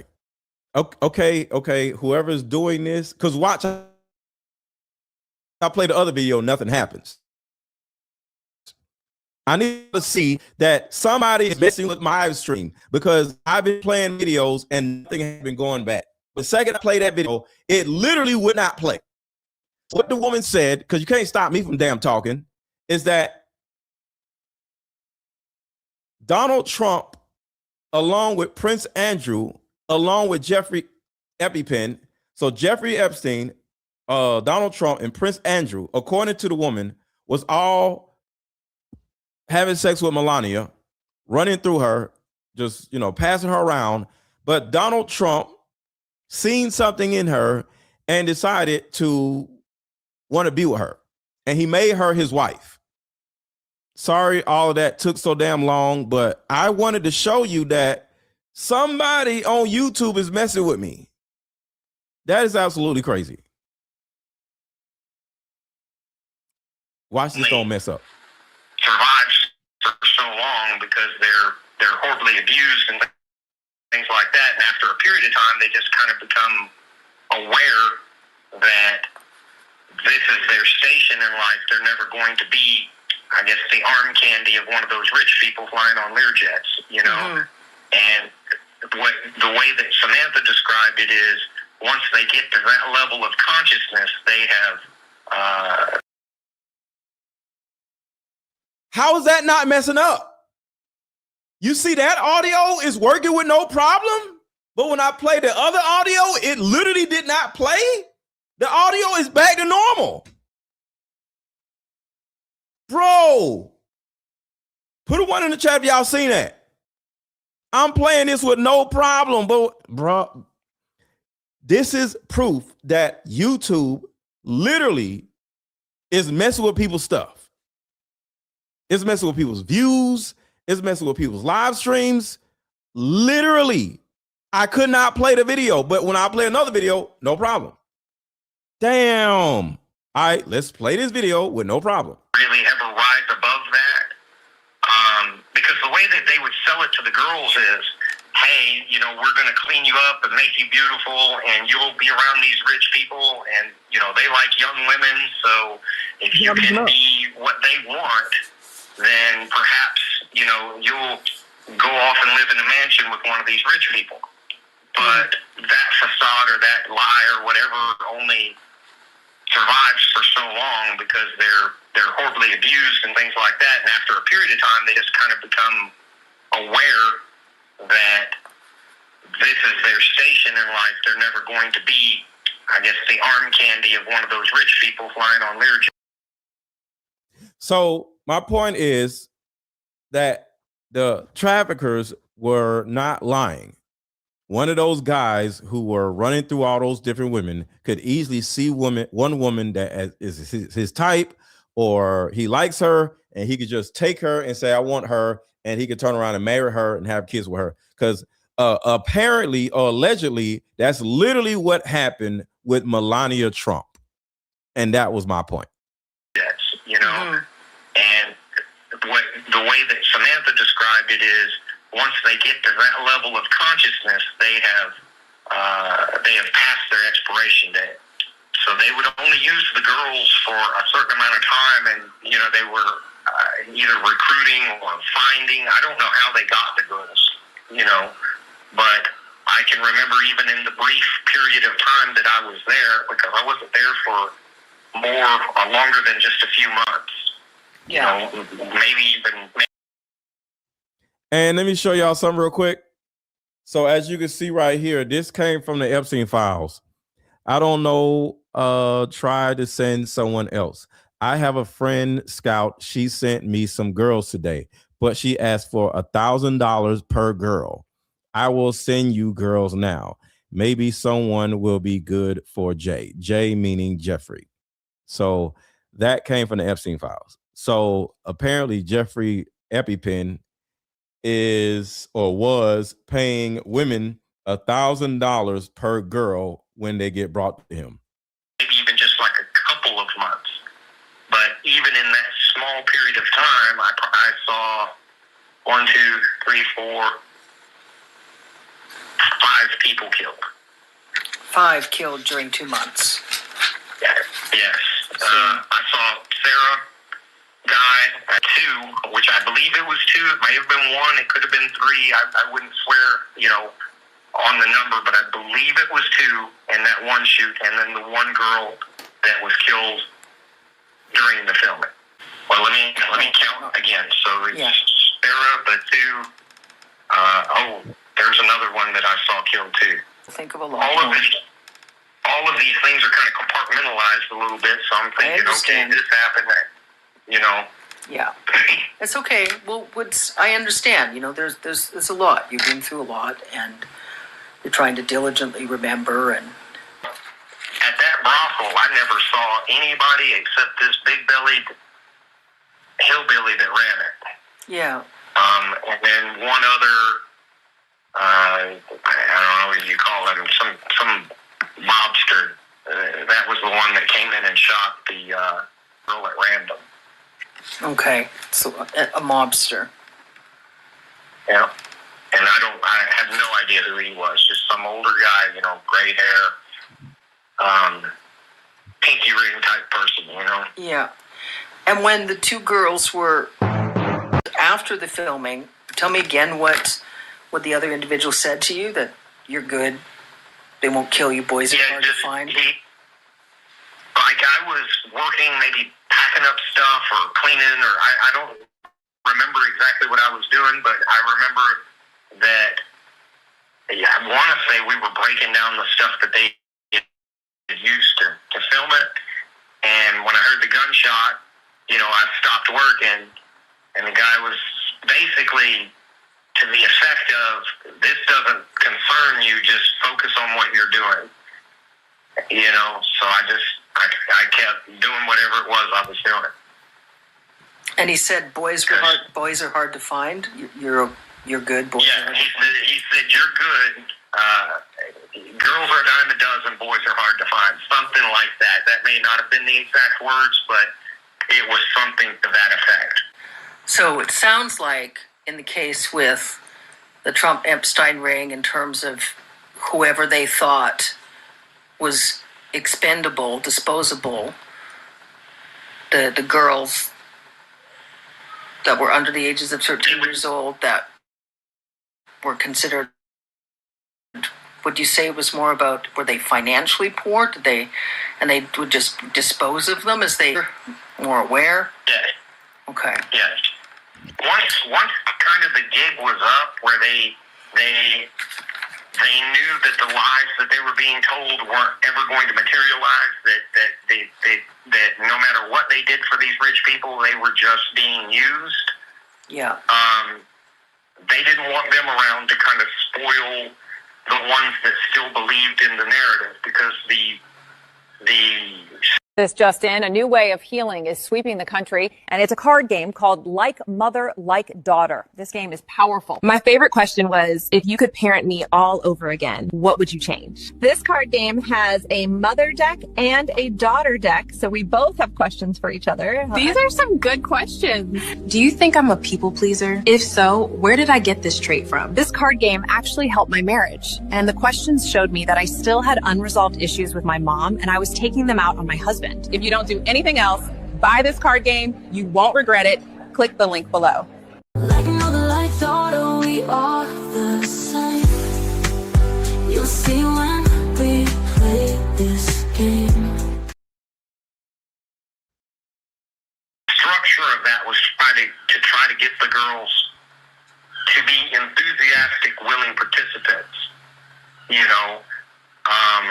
for these rich people. And once they had reached a certain level of trauma, then they just kind of had no use for them. Okay.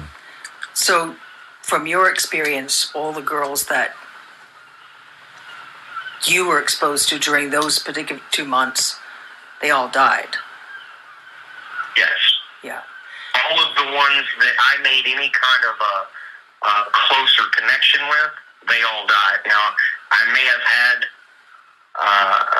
there's not even any may to it, I had connections with more people that I don't have, didn't make as much of a concrete memory with, and I couldn't tell you what transpired after, the 2 months that I was there, or if some of them made it, or ran away or escaped, or I have no idea what happened to the rest. And was but that there were always specifically? That was specifically when you were at the brothel during those 2 months? Yes. Okay. And when you first met Trump, you were about 8 or 9, and then the last incident with Trump, you said, was when you were 12 or 13. That's correct? As far as I know, I wouldn't swear. It could have been a more compressed time frame, say 9 to just 11, but within those years are all that I remember, around 8 to probably 12 or 13. Yeah. But there's a chance that it ended even before the 13-year mark. But it would definitely be within that time period. Okay. Because beyond that, my life kind of changed a little bit, and there wasn't, after that incident with Andy Biggs, I do not have any recollection of either being abused by anyone outside the family or any of those rich people. I had no more connection with any of that moving forward that I can recall. Okay. Karma says you had a question. What's the question? And where did you go then after that period of time? Were you still with Marie Lynn and William Kyle? Okay, so after Tennessee, after the films, yeah, when we moved to Alabama, there was and I couldn't even tell you for how long, but there was a period of time where I was taken away from them, placed into some sort of foster care. But I eventually, once the investigations into their activity petered out, I eventually made my way back into their house. Yeah. Okay. Is there anything else you think would be helpful for us to converse about during this recording? Not that I'm remembering at this time. Yeah. Even some of this in my own mind, I can't tell you which thing happened before the other thing. I have it, like some of it's chronological in my memory, but I can't tell you I am pretty sure we still lived in Tennessee when they sent me to the brothel. And make sure to subscribe to the channel if you have not already subscribed to the channel. And also hit the like button if you have not, hit the thumbs up button, and hit the hype button I think the hype button shows up after the video is over, but make sure to not to forget to hit the HYPE button, the hype button. That's where I met Samantha. That's where I met Patricia and Sarah. Sarah died at the brothel. I never saw, obviously, her again. Mm-hmm. But then Patricia, I saw, it would have been months or a year later or whatever at that party. Yeah. Samantha was already dead at that point. So, and then Patricia died at that party. So Samantha was already I can just dead. Oh, go ahead. So Samantha was already dead. Sarah died, and then Samantha, and then Patricia. Yes. Okay. And I can because I could just remember when Patricia died. It kind of changed something inside of me, and in that, in my mind, I had just kind of lost my only friend, or my last remaining friend, and in my reasoning, there's no one left but me, meaning that the next person they're going to kill is me. I thought there was another. And, you know, like a lot of these girls that just come up missing, that's where they go, man. They're in that type of a situation until, you know, they take a backhoe and bury them out in some farm or some other place, you know? And I've said before, and I'll say it again, 22,000 women go missing every 30 days. 22,000 women go missing every 30 days. And the reason why it's always 22,000 women, because it's systematic. It's on purpose. It's not random. And it's sad to say that, but it's the truth. And I remember that Samantha went by. She's the only one that I ever heard a last name, and I believe she went by Samantha Jackson. And the police did run her name through there. At least they said they did, and it did not match a missing person for their database. So, I don't know if that was her real name or it's just something she went by, but I do know that I can remember her talking to me about just don't ever kill somebody for these people because then they own you. All right, so, oh my God, this stuff is so crazy. Let me remove this. And I played this before. What is this? Let's get into this for a second. About why Melania Trump did that unplanned, unannounced, and frankly, unhinged press conference on Thursday. We've learned now that it was most likely Amanda Ungaro's post from earlier that morning that triggered Melania. Here's what Amanda said. Hello, Melania. I was around you for 20 years. You knew I was inside. And y'all see the other videos are playing with no problem. ICE. And you know what hurts after all this time?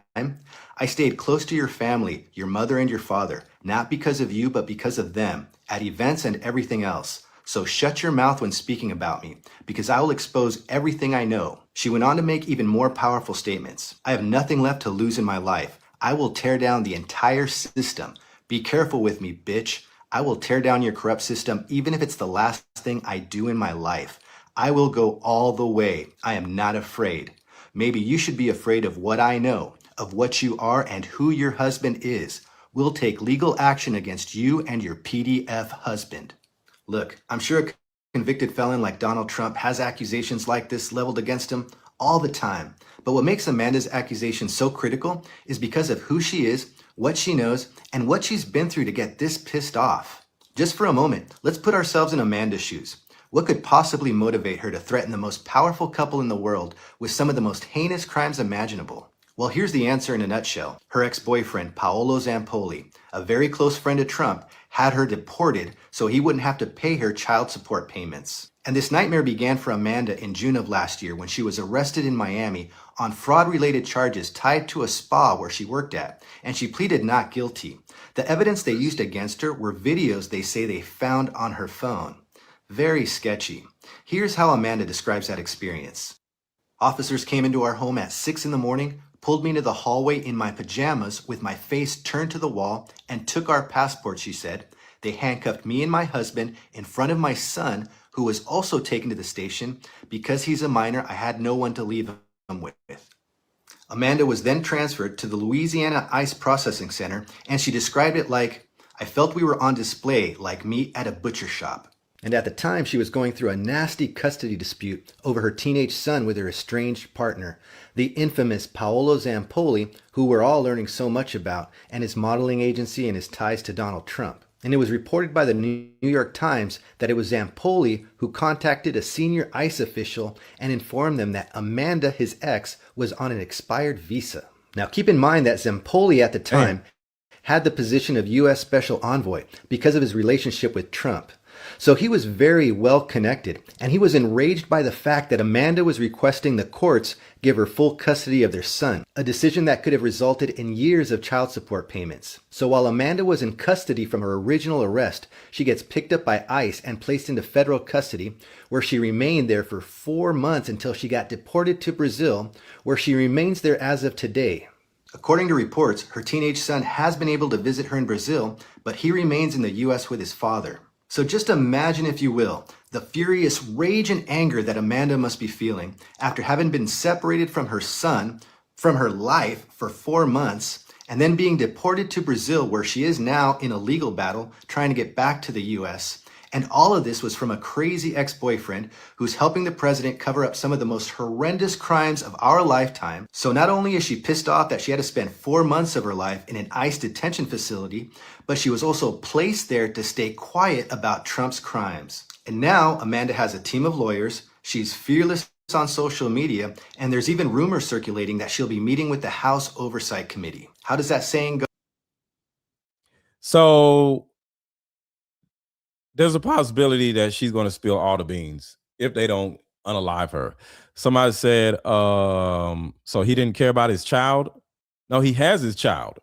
She got deported. The child is still with him.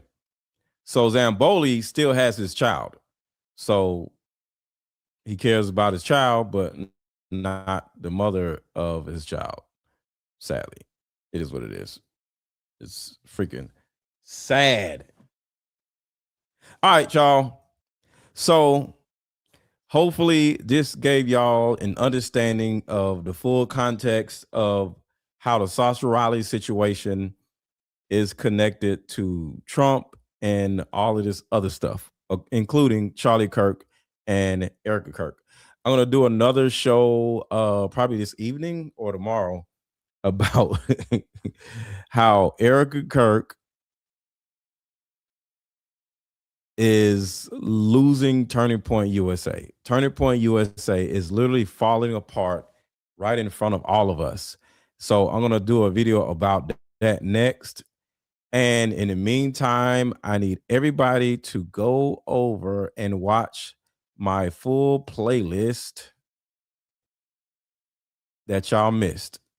So I'm going to drop the link to my playlist in the chat. I'll drop the link to my card game in the chat. All the links are showing up in blue in the chat. Click the link, either my playlist or my card game. Hit one of the links in the chat and I will talk to y'all later. I'm going to play a couple of videos. Y'all already know we're going to have a little party real quick and I am out. Hit a like button, hit a like button, hit a like button, hit a like button. Let's go.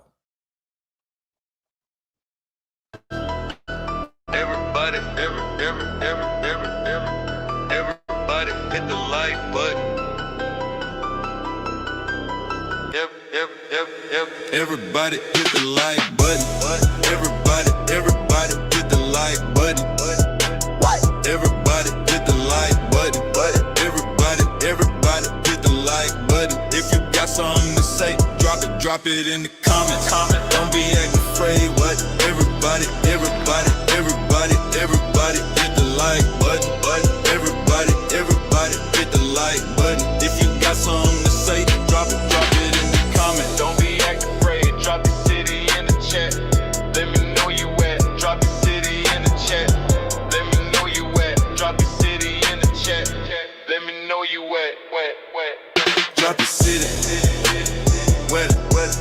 Drop your city in the chat. What? Drop your city. What? Drop your city in the chat. Drop your city in the chat.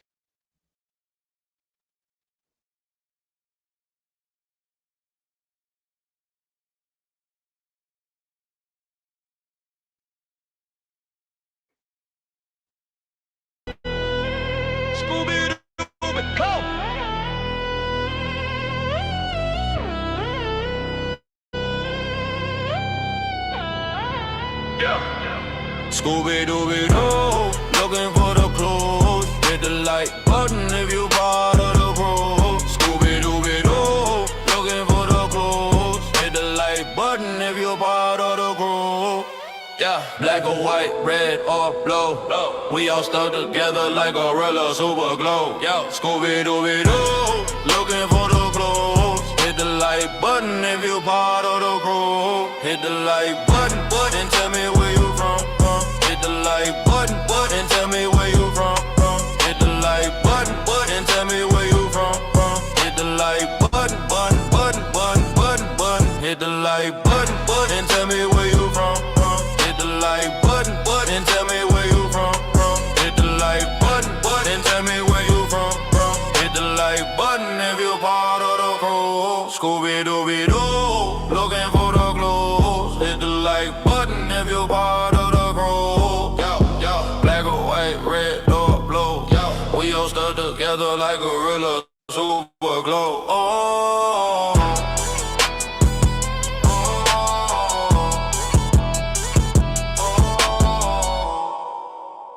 Bless me and my mother with one of these decks. And I was asking her the questions while we were heading to the airport, and she was asking questions.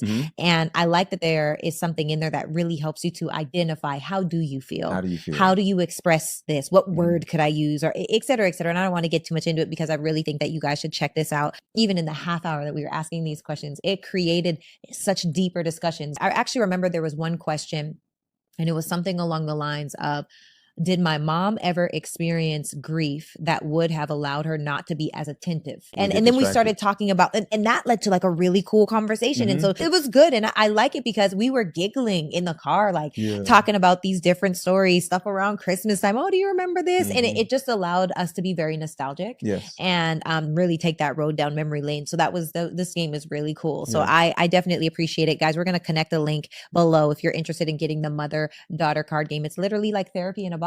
You get to ask all the questions.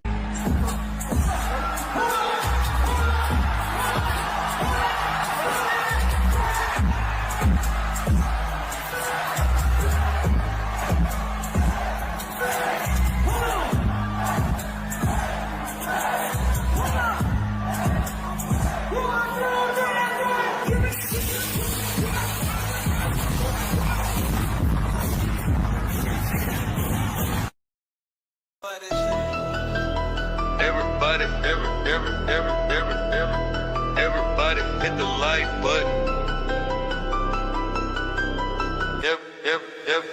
Everybody hit the like button.